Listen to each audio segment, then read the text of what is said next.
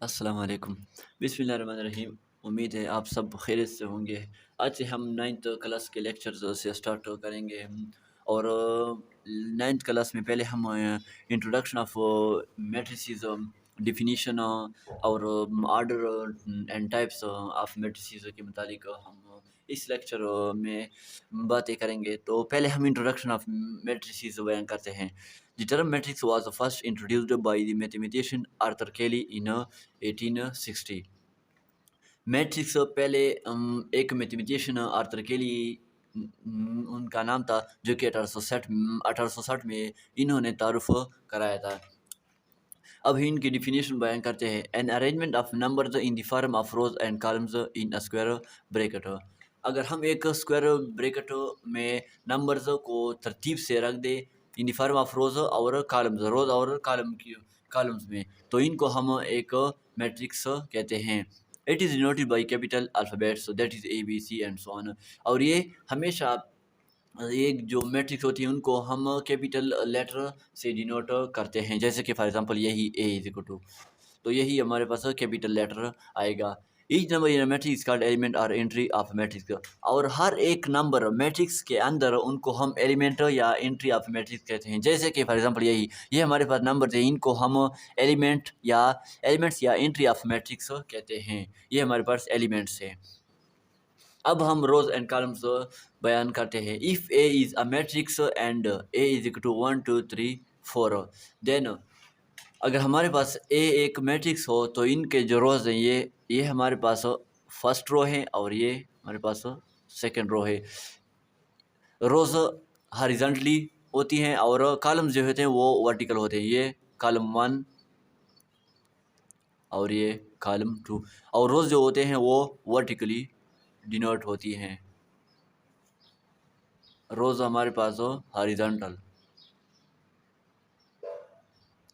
और कॉलम्स हमारे पास vertically define होती है। अब हम आर डायमेंशन ऑफ मैट्रिक्स बयान करते हैं। A matrix with M rows and N columns, हर एक मैट्रिक्स जो कि एम उनके रोज हों और एन उनके कॉलम्स हो। So order of matrix is equal to M cross N, यही इनका फार्मूला है एम क्रॉस एन, और एम बाई एन भी कह सकते हो। तो हमें एक सेट दिया है ए इज इक्वल टू 1 5 3 2 6 7, तो इसमें first row, second row, third row, first column, second column. अब हम एम जो है ये हमें रोज बताती है और एन जो है वो हमें कॉलम्स डिनोट होती है। इसलिए इसमें कितने रोज है? 3 है, इसलिए हमारे पास एम की जगह 3 होगा। जिस तरह हमने फार्मूले में बताया एम की जगह हम 3 लिखते हैं। और कॉलम्स कितने हैं? 1 2, इसलिए एन की जगह हम 2 लिखते हैं। तो ये हमारे पास dimension of A is equal to 3 cross 2 या ऑर्डर ऑफ ए। अब हम इक्विलिटी ऑफ टू मैट्रिक्स बयान करते हैं। Two matrices A and B are equal if both the matrices have same order. दो मैट्रिसेस आपस ए और बी वो हम आपस में तब इक्वल होंगे अगर दोनों मैट्रिसेस के जो ऑर्डर हैं वो सेम आ जाए, यानी वो बराबर आ जाए, यानी रोज और कॉलम्स सेम आ जाए। That is they have same number of rows and columns, यानी इनके रोज की तादाद और कॉलम्स की जो तादाद है वो आपस में बराबर हो। The elements in the corresponding positions in A and B are equal, और जो एलिमेंट्स है उनका जो ए और बी का आपस में ताल्लुक है वो भी सेम आएगा। यही दो चीज़ें, इन दो कंडीशन फॉलो करेगा। फॉर एग्जांपल हमें एक सेट दिया है 1 3 2 6 9 5, ये हमें सेट ए है, और ये हमारे पास सेट बी है। बी 1 2 + 1 4 और 2 6 10 - 1 6 - 1। तो हमने दो कंडीशंस इन पे सेटिस्फाई करनी है। पहले जो कंडीशन है दोनों के आर्डर सेम होंगे। अब आर्डर आप देख लें, first row second row, first row second row, first column second column third column, इनमें 3 कॉलम्स है और इसमें 1 2 3, इसमें भी 3 कॉलम्स है। तो ये डायमेंशन भी सेम है इन दोनों के। 2 रोज हैं 3 कॉलम्स है, 2 रोज 3 कॉलम्स है, ये भी सेम आ गया। और दूसरा कंडीशन, जो एलिमेंट्स हैं एक दूसरे का आपस में ताल्लुक वो सेम आएगा दोनों पे। अब आप देख लें 1 1 3 2 + 1 3 के बराबर है। 2 4 और 2 2 अंदर 2, यहाँ पर भी 2 आती हैं, ये भी सेम आया। 6 6 सेम है। 9 10 - 1 फिर भी 9 के बराबर है, ये भी सेम है। 5 6 - 1 5, ये भी सेम। तो इसलिए दोनों कंडीशन सेटिस्फाई किया, इसलिए ये equality of to matrices satisfy करती हैं। अब हम टाइप्स ऑफ मैट्रिसेस बयान करते हैं। पहले नंबर पे है row matrix, a matrix which has just one and only row in it. ऐसे मैट्रिक्स जो कि सिर्फ एक और सिर्फ रो हों, इनको हम रो मैट्रिक्स कहते हैं। फॉर एग्जांपल यही जैसे ये जो सेट है, ये फर्स्ट रो है, तो ये हमारे पास रो मैट्रिक्स हुआ है, यानी ये हमारे पास हॉरिजॉन्टली रो होगा। दूसरे नंबर पर दूसरा टाइप है column matrix. Column matrix a matrix which has just one and only one column in it. जैसे कि फॉर एग्जांपल दिया है ए बी फर्स्ट कॉलम और ए बी फर्स्ट कॉलम और ये भी वर्टिकली डिफाइन होगा। ये कॉलम हमेशा वर्टिकली होगा, यानी इस तरह, और हॉरिजॉन्टल और रो जो है वो हमेशा हॉरिजॉन्टली डिफाइन होती है। अब हम स्क्वायर मैट्रिक्स बयान करते हैं। Square matrix which has a number of rows and columns are equal.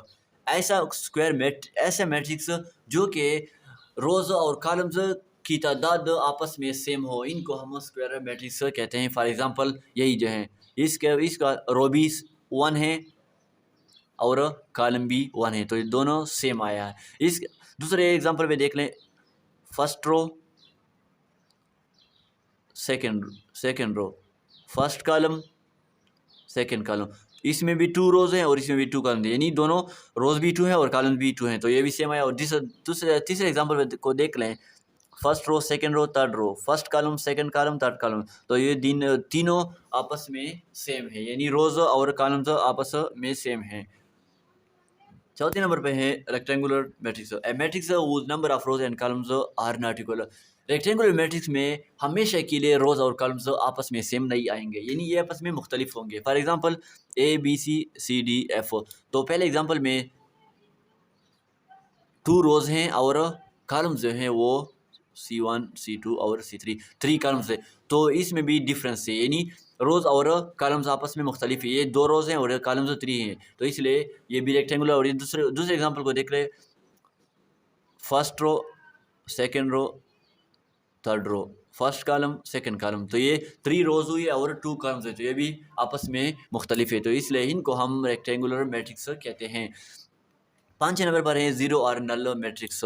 नाम से जाहिर है कि इसमें जितने भी एलिमेंट्स होंगे वो जीरो आएंगे। For example A matrix rectangular square, चाहे आप स्क्वायर भी ले सकते हैं या रेक्टेंगुलर मैट्रिक्स भी ले सकते हो, उस ऑल एलिमेंट्स आर जो कि सारे एलिमेंट्स आपस में जीरो, इनको हम जीरो मैट्रिक्स कहते हैं। जैसे कि इनको ओ से डिनोट होती हैं, यानी जीरो से, कैपिटल जीरो ऑफ, या जीरो ऑफ 2 क्रॉस 2, यानी इसमें 2 रोज हैं, फर्स्ट रो सेकेंड रो, और 2 कॉलम, फर्स्ट कॉलम और second column. Order of zero of 2 cross 2 या नल मैट्रिक्स ऑफ जीरो का, इसमें 2 रोज हैं और 3 कॉलम्स है, तो ये जितने भी इसमें एलिमेंट्स इस मैट्रिक्स में आएंगे वो हमेशा के लिए जीरो होंगे। छठे नंबर पर है diagonal matrix. A matrix whose all elements are zero except the diagonal elements। ऐसा मैट्रिक्स, ऐसा स्क्वायर मैट्रिक्स, ये हमेशा के लिए स्क्वायर मैट्रिक्स होगा जिसमें तमाम एलिमेंट्स जीरो होंगे सिवाय डायगोनल, यानी ये एलिमेंट्स हमेशा के लिए जीरो रहेंगे। For example A is equal to 1 0 0 3, तो ये जीरो होंगे, लेकिन इसका जो डायगोनल है ये हमेशा के लिए जीरो नहीं आएगा। और दूसरे एग्जांपल को देख ले, इनका जो डायगोनल है वो हमेशा के लिए नॉट इक्वल टू जीरो आएगा, यानी जीरो के बराबर नहीं होगा, और बाकी सारे जो एलिमेंट्स हैं वो हमेशा के लिए जीरो होंगे, इनको हम डायगोनल मैट्रिक्स कहते हैं। अब हम 7वें टाइप की तरफ चलते हैं, scalar matrix. Square matrix whose all elements lying on the main diagonal are equal and the remaining elements of the main diagonal are all zero। एक स्क्वायर मैट्रिक्स जो कि सारे एलिमेंट्स और वो मेन डायगोनल, ये जो है ये हमारे पास मेन डायगोनल है, मेन डायगोनल पर पड़े हो वो हमेशा के लिए आपस में बराबर होंगे, यानी डायगोनल के मेन डायगोनल जो एलिमेंट्स है वो हमेशा के लिए बराबर होंगे, और जो बाकी जितने भी एलिमेंट्स बाकी होते हैं वो हमेशा के लिए जीरो होंगे। दूसरा जो सिंपल डिफिनेशन है, a diagonal matrix in which all the diagonal elements are equal. Diagonal matrix, हमने एक डायगोनल मैट्रिक्स लेना है, आपने मैट्रिक्स जो लेना है वो हमेशा डायगोनल का होगा, जो हमने पिछला टाइप पढ़ा था। तो हमारे पास मैट्रिक्स एक डायगोनल होगा और इनके जो जितने भी डायगोनल एलिमेंट्स है, यानी 1 1 3 और 2 3 और 2 3 और 2, ये इनके डायगोनल एलिमेंट्स है, वो हमेशा के लिए सेम आएंगे, ये आपस में सेम होंगे, तो इनको हम स्केलर मैट्रिक्स कहते हैं। फॉर एग्जांपल ये हमें set A is equal to 1 0, तो ये हमारे पास डायगोनल एलिमेंट्स है और ये भी डायगोनल का सेट भी है, मैट्रिक्स भी है सॉरी, और ये भी हमारे पास डायगोनल मैट्रिक्स है। तो इसलिए इनको हम स्केलर मैट्रिक्स कहते हैं कि इनके डायगोनल एलिमेंट्स हमेशा के लिए सेम आएंगे। Note, every scalar is a diagonal but not every diagonal is a scalar.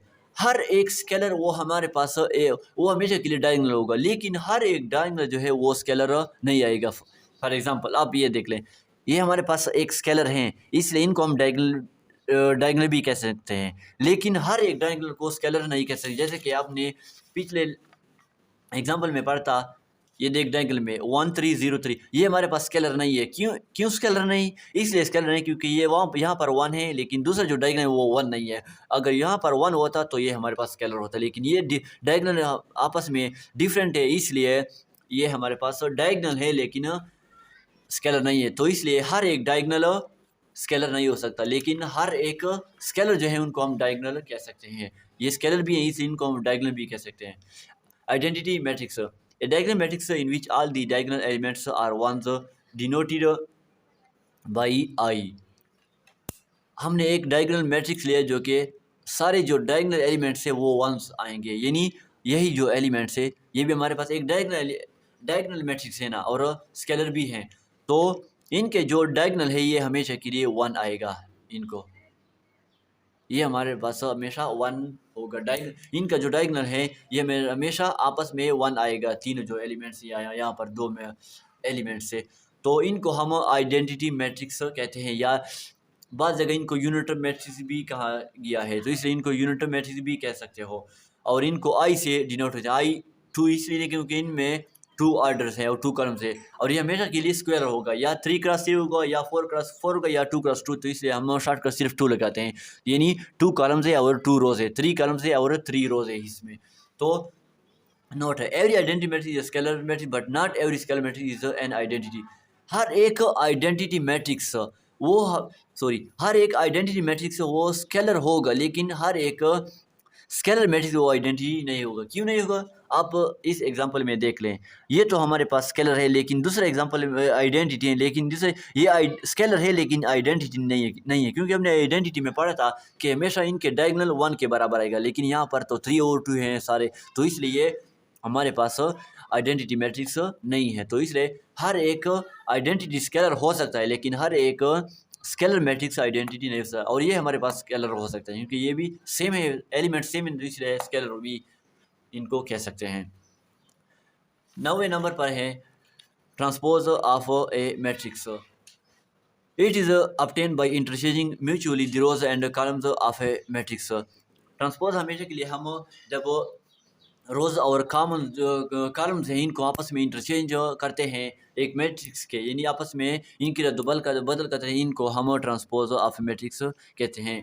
इनको ए ऑफ टी से डिनोट होती है, यानी if A is equal to 1 3 2 5 then A transpose of A is equal to, ये जो रोज़ हैं रोज़ column में interchange हो जाएगी और कॉलम जो है वो रोज़ की तरफ चलते हैं। यानी for example first row 1 3 column में चेंज होती हैं 1 3, और 2 5 जो है ये ऊपर चल जाती हैं, ये इनसे दूसरा कॉलम आती है। रोज़ कॉलम की शक्ल में बन गया और कॉलम जो है वो रोज़ की शक्ल में बनती है, इसलिए 1 3 1 3 2 5 2 5। तो ये हमारे पास ट्रांसपोज ऑफ मैट्रिक्स इनको कहते हैं। Symmetric matrix, if the transpose of A denoted by A T is again equal to A, that is A is equal to A transpose.